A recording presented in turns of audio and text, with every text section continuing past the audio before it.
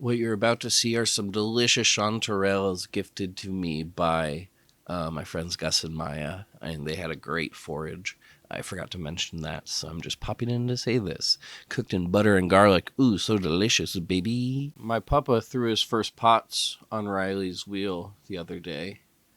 I think for the first time since Riley died, which I can relate to. I got a few different projects that I've been sitting on that I basically instantly knew, and I'm just letting things play their course. But Papa was telling me about this, and yeah, he'd just been saying that he'd been really meaning to for a long time, and just this was a good weekend for it. And I was so happy to hear that.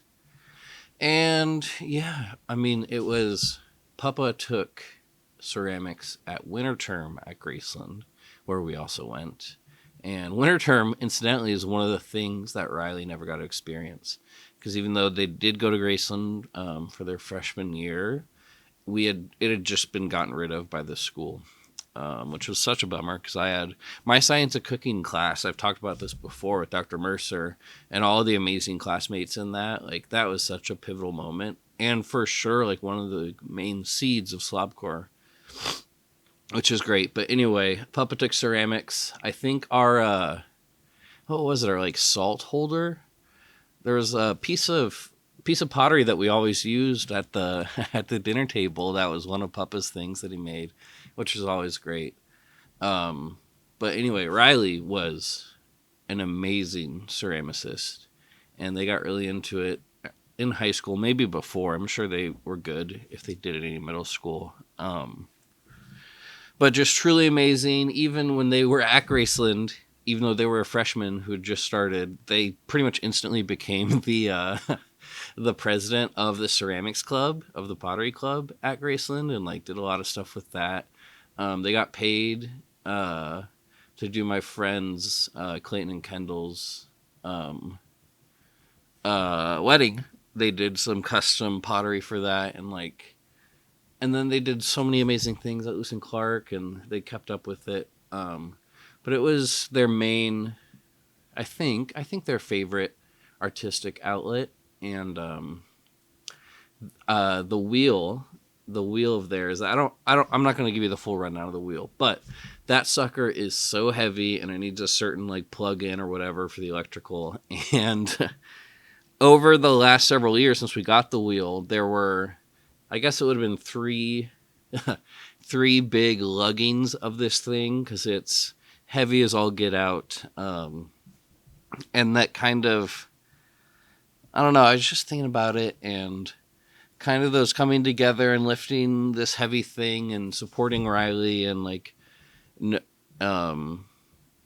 it to their different living situations and just having that available is a pretty good example of the way that our family came together and really was strong and there for each other and helping out and wanting the best for Riley and wanting to provide something that's so important to them. And I think that's great. And like Zai in the last year of their life, I don't remember exactly when, actually like made it happen. Talked to Riley about like, oh, it'd be fun to do some ceramics or some pottery, and they went over and brought the tools and did it and made it happen. Which near the end of Riley's life, that's pretty much the best way to be able to do something with them.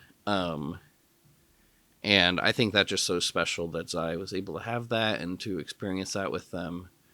Because Riley also was, I think, got accepted into art therapy school for grad school. And it's like, obviously, I think a pretty perfect pairing. Like, I've been doing art therapy online since 2020, maybe, or trying my best, or I don't know, showing my soft underbelly.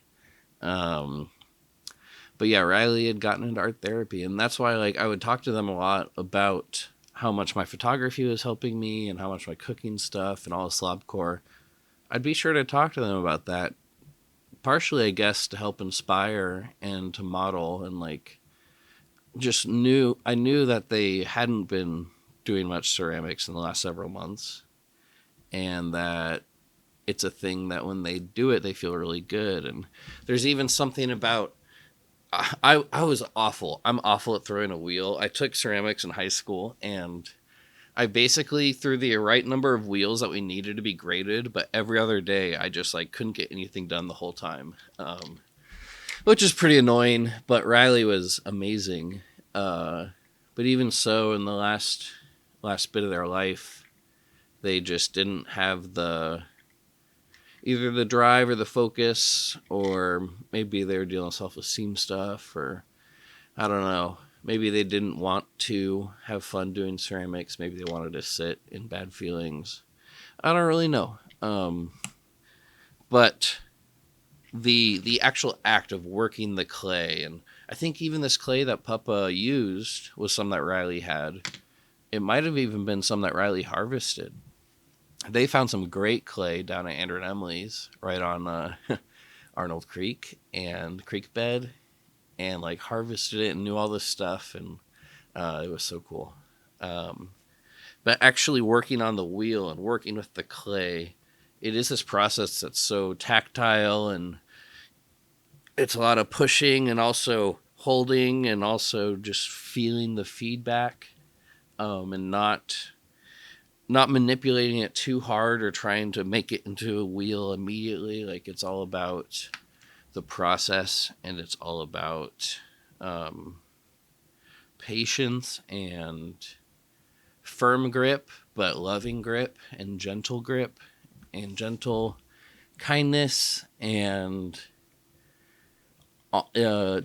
striving for beauty, or striving for making something cool, or striving for whatever you want to strive for.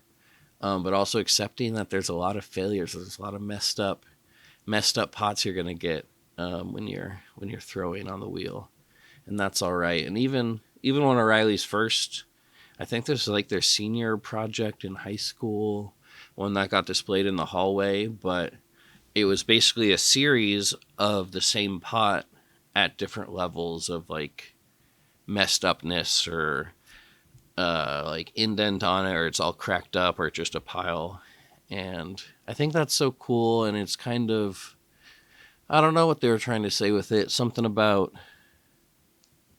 a spectrum, something about growth or degradation or pain or love.